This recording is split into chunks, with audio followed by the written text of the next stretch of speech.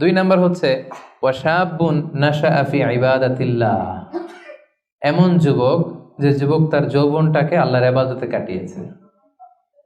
এখানে এই যে আপনারা যারা বসে আছেন বেশিরভাগই হচ্ছেন যুবক, বেশিরভাগই সবাই তো যুবক। আমি তো বয়স্ক তেমন কাউকে দেখতে পাচ্ছি না, দু একজন ছাড়া, দু একজন তাও খুব বয়স্ক না, আমাদের কাছাকাছি বা কিছু বড় হবে, ঠিক কিনা? সাধারণত যুবক ধরা হয় কোন বয়স থেকে কোন বয়সে? লেটস সে 20 থেকে 40, তাই না? 20 থেকে 40, এই 20 বছরের সময়টা হচ্ছে একেবারে জীবনের সবচাইতে মাহেন্দ্র ক্ষণ। এত শক্তি, সম্ভাবনা, টকবগে যুবক। যুবকদের মধ্যে আল্লাহ অনেক প্রাণ শক্তি দিয়েছে। এরা বিপ্লব ঘটায় ফেলতে পারে, এরা সময়ের গতি স্রোতকে পাল্টে দেয়, সাগরের স্রোতকে উল্টে দেয়, এরা বিপ্লব করে ফেলে, ইতিহাস রচনা করে, ঠিক কিনা?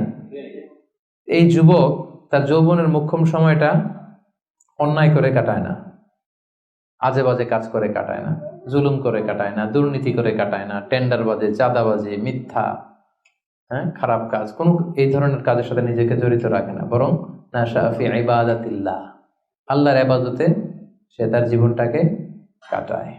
এজন্য যৌবনের এই সময়টা প্রিয় ভাইরা অনেক দামি, এটা বেশি দিন থাকবে না। রং ধরা যৌবন জং ধরে নাই, শেষ। এ দেখতে দেখতে ছোট্ট কিশোর হয়ে পৃথিবীতে এসেছিলেন, শিশু ছিলেন, কিশোর, তারপর এখন যুবক, কিছুদিন পরে বিয়ে করে থাকলে দেখবেন যে আল্লাহ ঘরে মেহমান পাঠিয়ে দিলে বাবা হয়ে গেছেন। কিছুদিন পরে মেয়েটারে বিয়ে দিলে এরপর কি হয়ে যাবেন? শ্বশুর হয়ে যাবেন, এরপরে নানা হয়ে যাবেন, দাদা হয়ে যাবেন। এই তো জীবন, this is the circle of life. রং ধরা যৌবন জং ধরে শেষ, এটা থাকে না খুব বেশি দিন।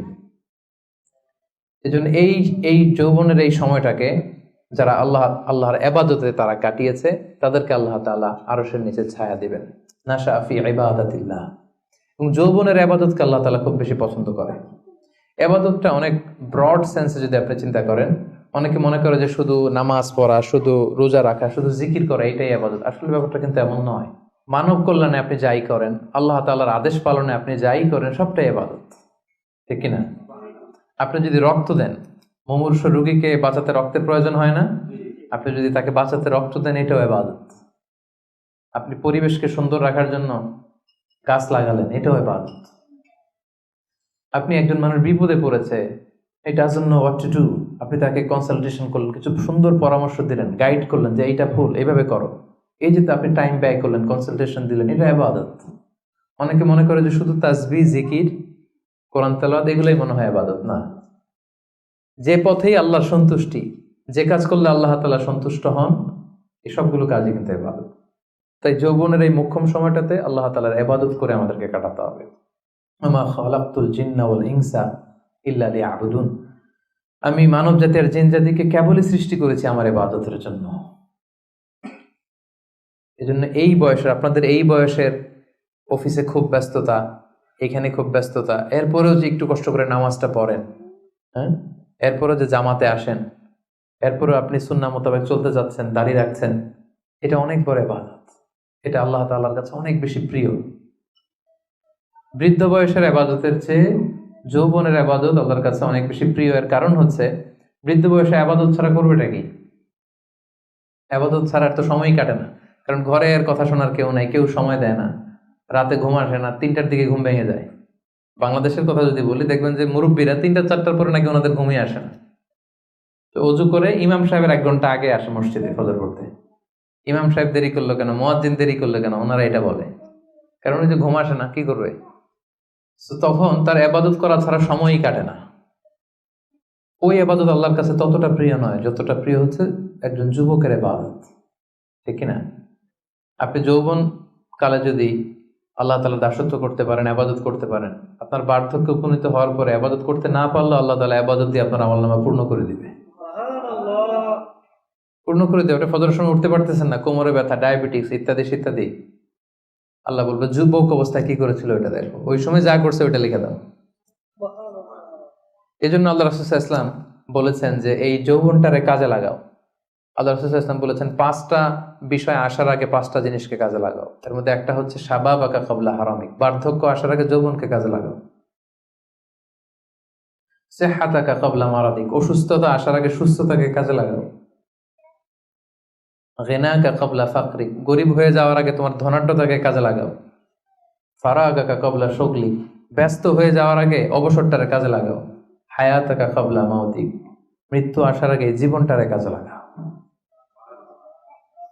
এই জন্য যৌবনটাকে যেন আমরা কাজে লাগাই প্রিয় ভাইয়া। এবং কিয়ামতের ময়দানে 5টা প্রশ্ন করা হবে। এই 5টা প্রশ্নের উত্তর না দিয়ে কোনো বনি আদম পাই নাড়াতে পারবে না, পা নাড়াতে পারবে না। এর মধ্যে প্রথম প্রশ্ন, আন হায়াতিহি ফিমা আফনা,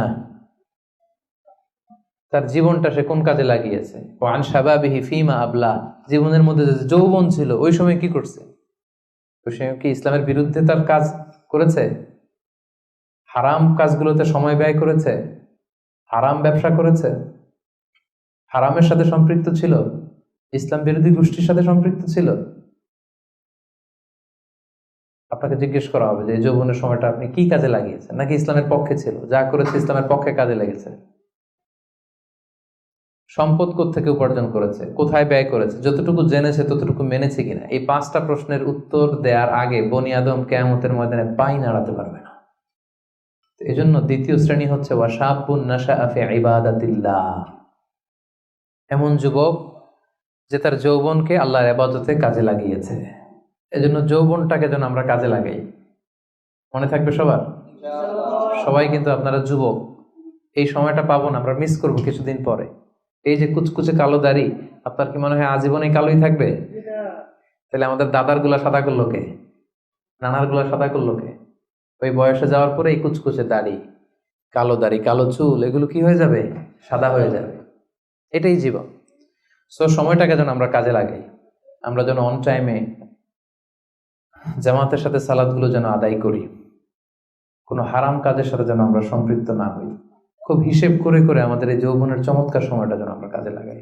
মনে থাকবে তো ইনশাআল্লাহ?